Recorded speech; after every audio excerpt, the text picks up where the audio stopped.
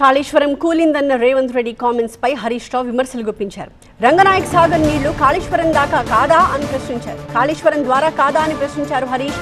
ఆ నీళ్లతో సిద్దిపేటలో 6 లక్షల మెట్రిక్ టన్నుల పంట పండలేదా అని ప్రశ్న చేశారు.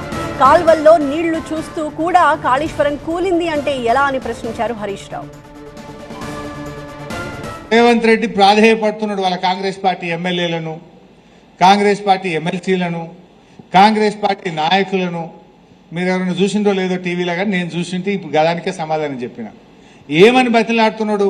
మనం ఏం స్కీమ్ బంద్ చేసినాం, అన్ని నడుపుతున్నాం కదా. వాళ్ళు బీఆర్ఎస్ వాళ్ళు అంతగానం అంటా ఉంటే మీరు ఎందుకు మాట్లాడతలేరు? ఏం కమ్మి చేసినామో అని రేవంత్ రెడ్డి మాట్లాడుతుండు. ఏ స్కీమ్ బంద్ చేసినామో అంటుండు.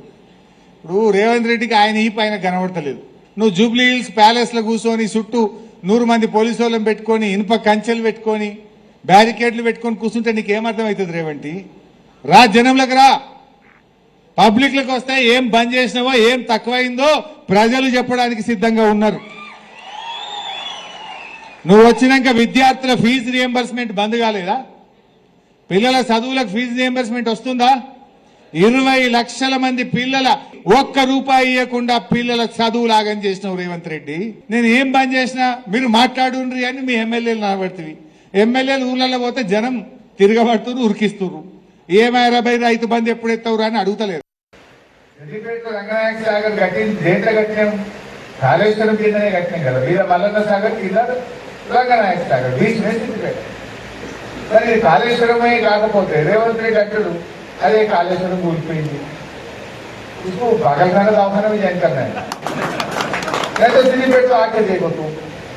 अरे सिद्धिपेट में मीरा मलना सागर बयట వచ్చే నీళ్ళు కాళేశ్వరం నీళ్ళు కావా? ఇదే రంగనాయక సాగర్లో పారే నీళ్ళు కాళేశ్వరం నీళ్ళు కదా.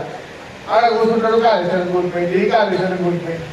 కండ్ల ముంగట గోదావరి నీళ్లు కెనాలలో బారుతుంటే, పంట పొలాల్లో బారుతుంటే, ఇంత పంట పండి సిద్దిపేటలో గోడౌన్లు చాలతలేవు, లారీలు దొరుకుతలేవు, అమాలు చాలతలేరు. అరే ఏం పంట పండిందిరా పోయి సిద్దిపేటలో 6 లక్షల మెట్రిక్ టన్నుల పంట పండిందంటే కాళేశ్వరం కూలిందంటే క్యాబ్ ఉన్నామే.